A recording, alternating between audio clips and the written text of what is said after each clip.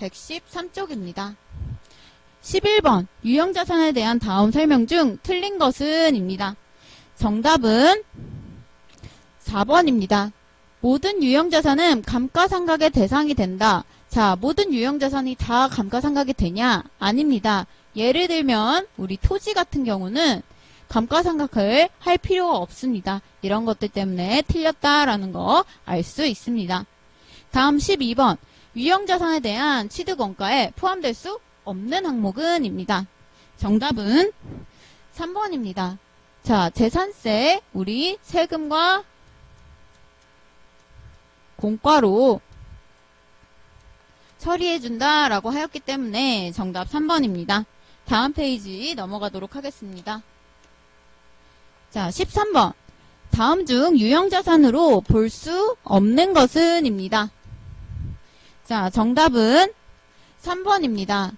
자, 나머지는 업무용 혹은 이제 종업원의 복지를 위해 얘도 업무용일 거고 회사에서 제작 중인 기계장치 이런 것들은 다 유형자산에 해당되지만 판매 목적이라고 했다면 우리 결국에는 재고자산이 된다라는 것을 알 수 있습니다.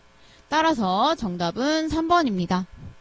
14번 감가상각에 대한 설명으로 틀린 것은 입니다. 정답은 2번입니다.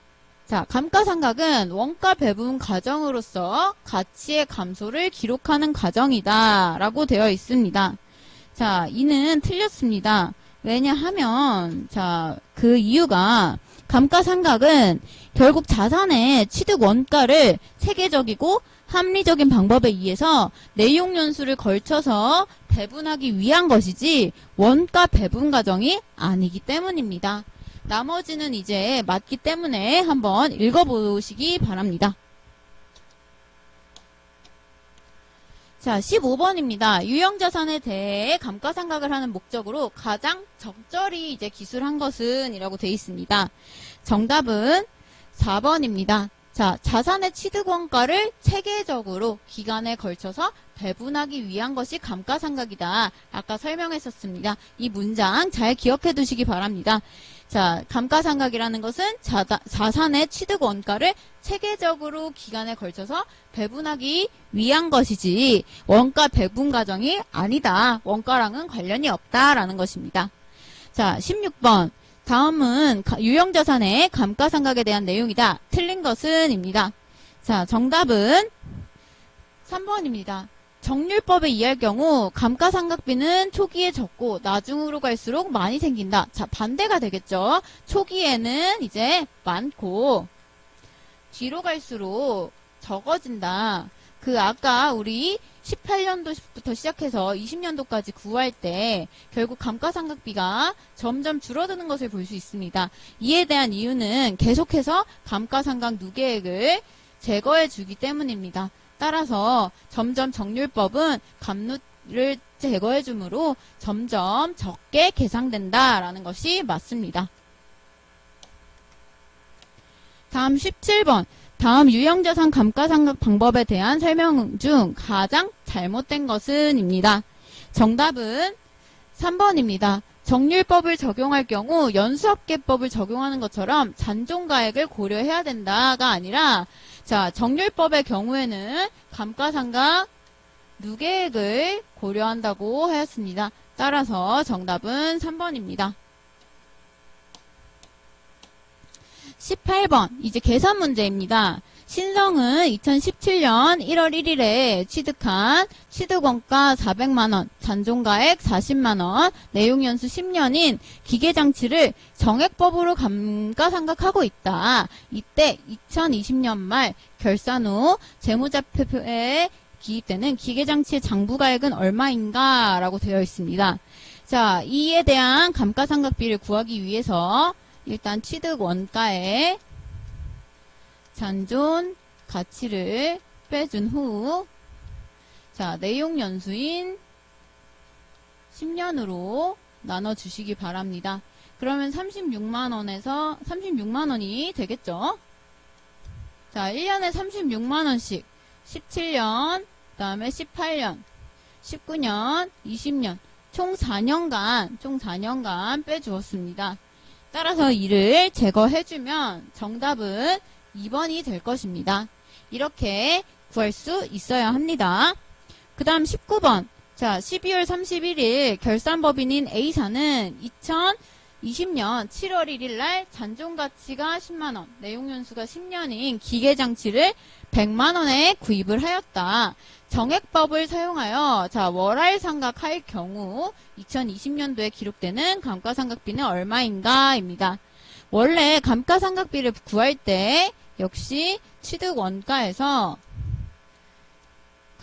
잔존가치를 빼준 이후에 자 이를 우리 내용연수로 나누어 주기로 했습니다. 그럼 매년 9만원씩 감가상각이 되는 것을 볼 수 있었죠. 근데 취득일이 지금 7월 1일이다. 따라서 1년은 자 1월부터 12월까지인데 자 7월에 이를 취득했다. 7, 8, 9, 10, 11, 12 총 6개월이겠죠. 따라서 이를 2분의 1, 12분의 6으로 나누어 줍니다. 그렇기 때문에 정답은 1번 45,000원이 되겠죠. 20번입니다. 다음과 같은 형태로 유형자산을 연초에 취득하였을 경우 이중체감법으로 감가상각을 한다면 3년차 시점에서 인식해야 할 감가상각비는 이라고 되어 있습니다. 자, 이는 아까 문제가 만약에 출제되면 풀어보기로 하였습니다. 자, 처음에 이제 취득 원가에서 감가상각 누계액이 없으므로 이제 여기다가 이중체감법으로 그려줄 텐데 자, 총 내용연수가 3년이었습니다. 이중체감법은 역으로 해주는 것이므로 이렇게 3분의 2 해주면은 첫 해의 감가상각비는 다음과 같이 됐을 것입니다. 300만원. 자, 그 다음은 이제 여기서 이 300만원을 빼줍니다. 150만원이 되겠죠. 그 다음 또 이중체감법에 따라서 3분의 2 해줍니다. 자, 그러면은 우리 금액이 100만원이 되겠죠. 자, 그 다음에 마지막 이제 3년차에는 이 100만원을 뺀 50만원에다가 자, 그 다음에 곱하기 3분의 2가 되겠죠. 이렇게 구해주면 33만 3,333원 땡땡땡땡 이렇게 될 것입니다. 따라서 정답은 3번입니다. 이런 식으로 감가상각비 구할 수 있어야 합니다. 자, 다음은 이제 연수합계법과 그리고 생산량 비례법에 의한 방식입니다. 한번 구해보도록 하겠습니다. 자, 기계장치는 금액이 일단 50만원이고 자, 취득일은 지금 19년도 7월 1일이었습니다. 그리고 나서 19년도 이후에 이제 20년도에 감가상각비를 각각 얼마인가 라고 했으므로 한번 구해보자면 일단 연수합계법의 경우에는 50만원에서 잔존가치인 5만원을 제외해주고 그 다음에 만약에 이제 1년치라고 하면은 15분의 전체 내용연수의 합에 자 첫째 번째 이제 내용연수 한 다음 2분의 1이 들어갈 것입니다. 이 2분의 1은 자 7월 1일에 취득했기 때문이겠죠. 따라서 이에 대한 금액은 7만 5천원이 됩니다. 그리고 나서 또 반년 50만원에다가 5만원을 제외해주고 자 얘도 곱하기 15분의 이번엔 4 곱하기 2분의 1이 되겠죠. 따라서 금액은 이제 6만원이 될 것입니다. 자, 이 둘을 더해주면 연수합계법으로 인한 감가상각비가 되겠죠. 그래서 13만 5천원이 된다라는 거. 그러면은 자동적으로 2번과 3번은 안 되게 될 것입니다. 그 다음은 생산량 비례법입니다. 자, 얘 역시도 지금 보니까, 자, 취득 원가의 잔존 가치를 빼주고, 그 다음에 이제 곱하기, 자, 900단위분의 180단위다. 자, 이게 지금 총 예전 생산량 분의, 자, 180단위, 이렇게 되겠죠. 따라서 이는 9만원이 될 것입니다. 자, 그래서 2020년도에 이제 구한 감가상각비가 9만원 이렇게 되므로 지금 정답은 요거 지금 오타죠. 1번입니다. 정답 1번이라는 거 알고 넘어가시기 바랍니다. 자, 그 다음은 22번입니다. 다음 중 유형자산에 대한 자본적 지출에 해당하지 않는 것은? 이라고 되어 있습니다. 정답은 맞습니다. 2번입니다. 부품 교체, 유지, 보수 이런 것들은 수익적 지출이라고 했죠. 그 다음 23번. 보유하고 있던 차량을 장부가액보다 낮은 가격을 받고 매각하였다. 이 거래로 인한 이제 영향은 정답은 4번입니다. 자, 일단 가지고 있던 차량을 팔았으니 자산의 감소가 됐을 거고, 그 다음에 이보다 낮은 가격을 받고 매각을 했으므로 또한 자본의 감소가 될 것입니다.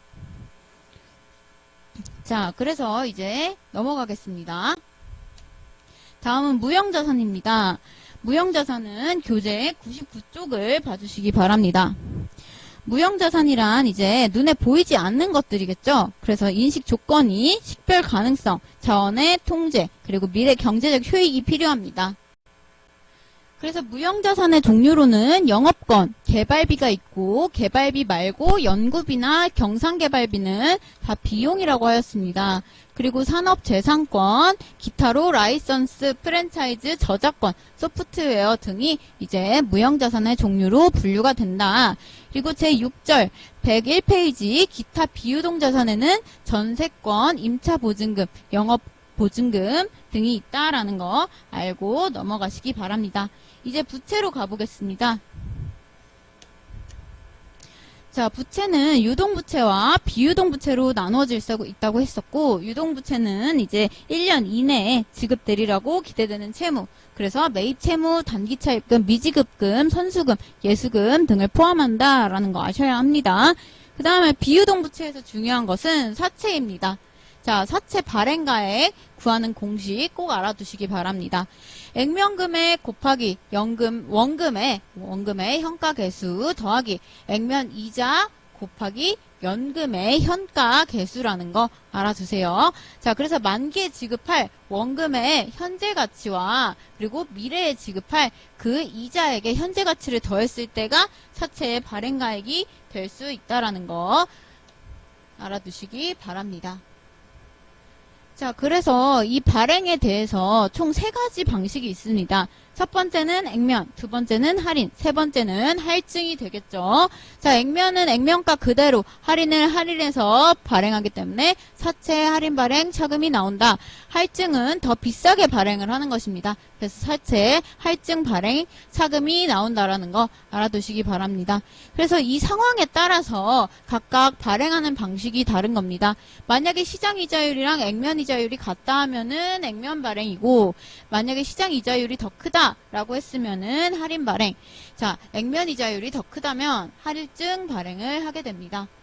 그 이 유효 이자율 혹은 시장 이자율이라는 것은 채무증권으로부터 만기일까지 기대되는 현금 유입액의 현재 가치를 최초의 장부가액과 일치시키는 이자율이라는 거 정의까지는 알아두시기 바랍니다. 그래서 사채 발행비가 있습니다. 액면 발행 시에는 이 사채 발행비를 사채 할인 발행 차금에서 발생시키고, 할인 발행 시에는 이제 이 할인 발행 차금에 가산시키고, 할증 발행 시에는 할증 발행 차금에서 차감시킨다는 것을 알고 있어야 합니다. 그래서 사채 발행과 관련된 문제 풀어보도록 하겠습니다. 다음과 같이 되어 있습니다. 자, 그렇다면 문제를 풀 때 일단 발행 가액을 구하여라 라고 되어 있으므로 그 연금의 현재 가치와 그리고 일반 현재 가치를 볼 수 있어야 합니다. 그 기준은 우리 지금 보자면 거기에 나와 있는 대로 12%가 시장 이자율이기 때문에 시장 이자율을 기준으로 각각 이제 현가 계수를 알고 있어야겠죠. 자, 그래서 12%일 경우에 현재 가치 계수 보니까 이렇게 됩니다. 요걸 가지고 이제 발행 금액을 구할 수 있을 것입니다. 따라서 100만 원에다가 곱하기 자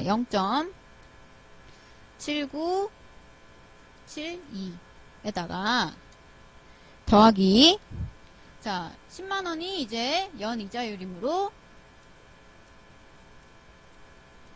곱하기 1.6901입니다.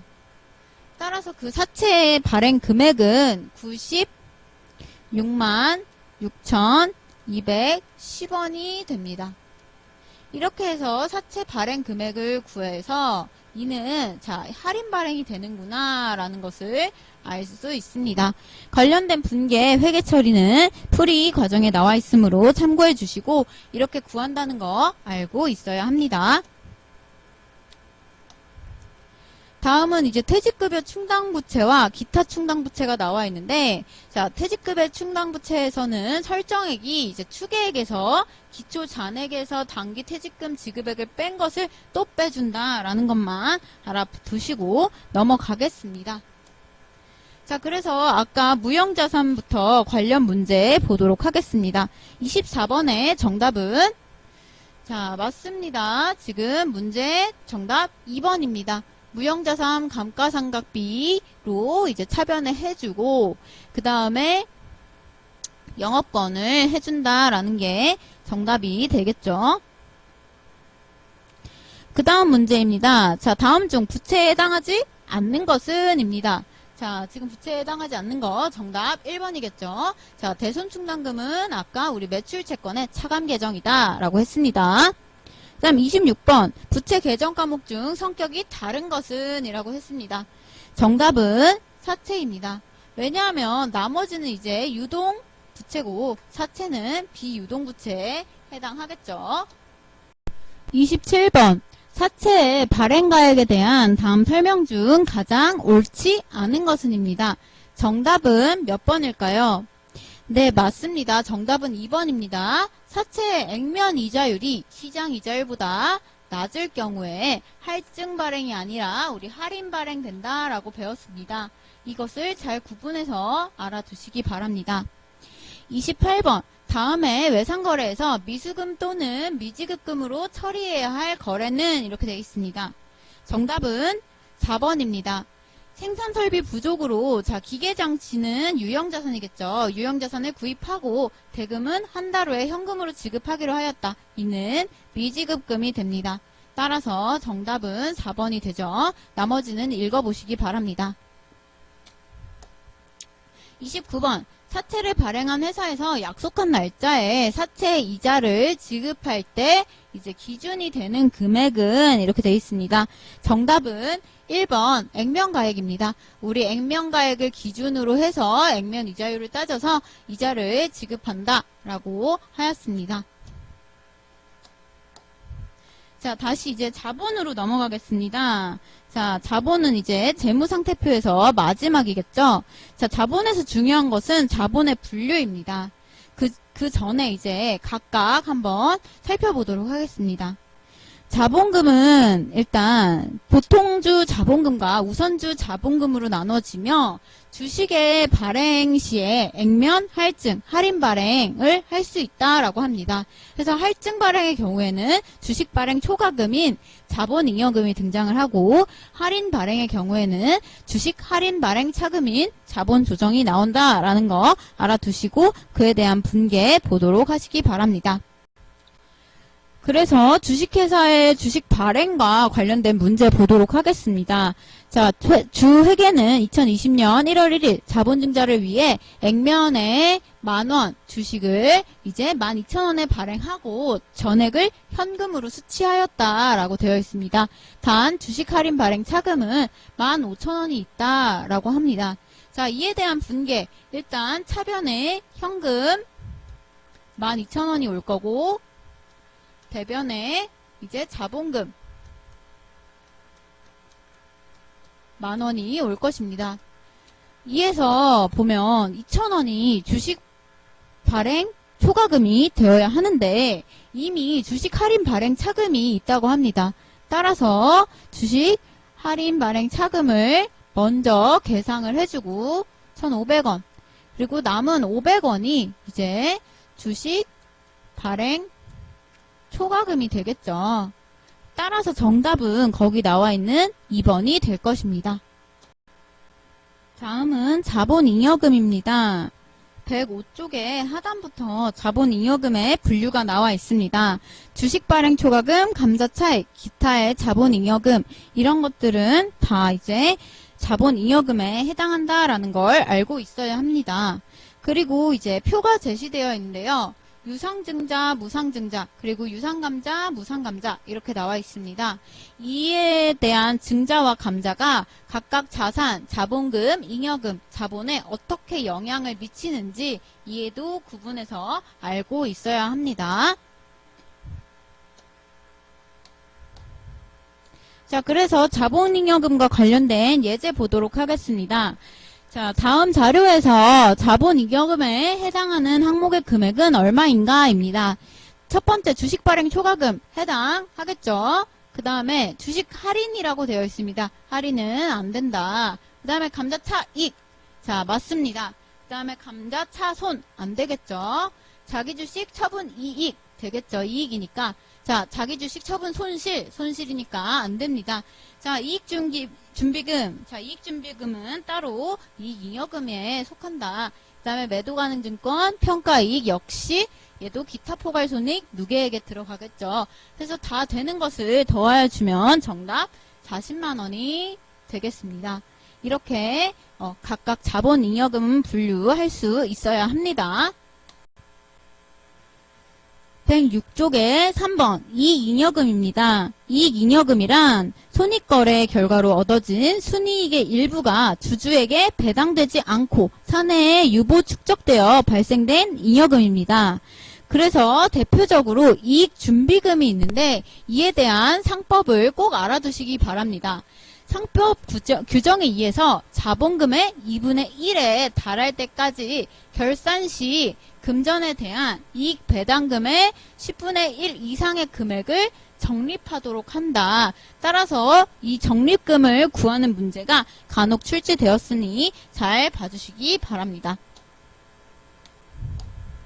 그 다음은 자본조정입니다. 자본조정에는 자기주식, 감자차손, 자기주식 처분 손실 이런 것들이 들어있습니다. 그래서 자기주식은 자사의 주식을 매입하고 소각하지 않고 보유 중인 주식이고, 감자차손은 자본 감소 시 소각된 주식의 액면 가액보다 주주에게 환급된 금액이 더 큰 경우에 발생을 하고, 자기주식 처분 이익은 손실은 아까 가지고 있던 자기주식을 다시 발행해서 매각 시에 처분 금액이 취득원가보다 적은 경우 발생을 한다라는 거 알고 넘어가시기 바랍니다. 그래서 자기주식 처분의 이익에 관한 예제 문제가 나와 있습니다.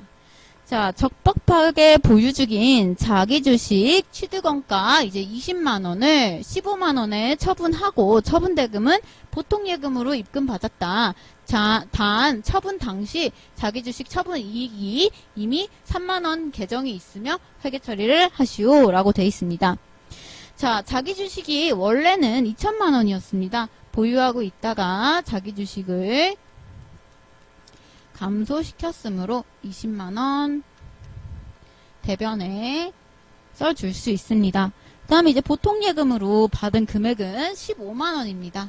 보통 예금 15만원. 자, 그렇다면 나머지 자기주식 처분 손실이 원래는 돼야 하는데 이미 이익이 있다라고 했으므로 이제 자기주식 처분 이익 3만원을 먼저 상계시켜 줍니다. 그리고 나머지 이제 2만원이 처분 손실이 되겠죠. 자, 이것을 감안하고 문제 푸셔야 합니다. 다음으로 넘어가겠습니다. 자, 주식 할인 발행 차금과 미교부 주식 배당금도 역시 이제 자본 조정에 해당한다는 거 알고 문제 관련 정의 읽어보고 넘어가시기 바랍니다. 그 다음 5번. 자, 108페이지 손익의 처분입니다. 손익의 처분에는 순이익의 처분과 순손실의 처리가 있는데 이 처리하는 이제 과정들이 이렇게 있구나 정도 알고 계시면 되겠습니다. 그래서 미처분 이익잉여금의 경우에는 이제 처음에는 처분 순서가 이익잉여금으로 시작해서 마지막 임의적립금으로 된다라는 거. 그 다음에 순손실의 처리 같은 경우는 미처리 이제 결손금이 나타나고 이는 처분 순서가 이익잉여금부터 자본잉여금으로 된다라는 거 알고 있어야 합니다. 그래서 괄호 3번 이익잉여금의 처분까지 한번 쭉 읽어보시기 바랍니다. 그래서 관련 문제 보면서 조금 더 공부해 보도록 하겠습니다. 자, 30번입니다. 자, 회사의 기초자본금은 1억 원, 액면가 5천원, 발행 주식 수가 이제 2만 주이다. 신규 사업에 진출을 위해 회사는 주당 만원, 액면가 5천원에 자, 선주를 증자하였으며 이때 기말 자본금은 어떻게 되는가? 라고 되어 있습니다. 자, 이를 구하기 위해서는 일단 기말 자본금은 기초에다가 단기에 이제 증자한 금액이겠죠. 증자액. 자, 기초 금액이 지금 1억이라고 했죠. 1억 원. 그 다음 증자한 금액 보도록 하겠습니다. 증자는 지금 5천원 곱하기 1000주이므로 500만원이 될 것입니다. 따라서 기말에는 지금 자본금이랑 자본금을 다 더해서 1억 500만원이 될 것입니다. 그래서 정답 30번에 2번이 되겠죠. 31번. 자본조정 항목은 자본에서 가산되거나 차감되는 형식으로 표시된다. 다음 중 성격이 다른 하나는 이렇게 되어 있습니다. 정답은 그쵸? 3번이죠. 주식 매수 선택권은 이와 관련이 없습니다. 그 다음에 32번. 다음 중 자본 항목 중 성격이 다른 하나는 입니다. 정답은 4번입니다. 자, 초과금의 경우에는 잉여금이지만 나머지 항목들은 다 자본 조정이라는 거 보시고 넘어가시기 바랍니다.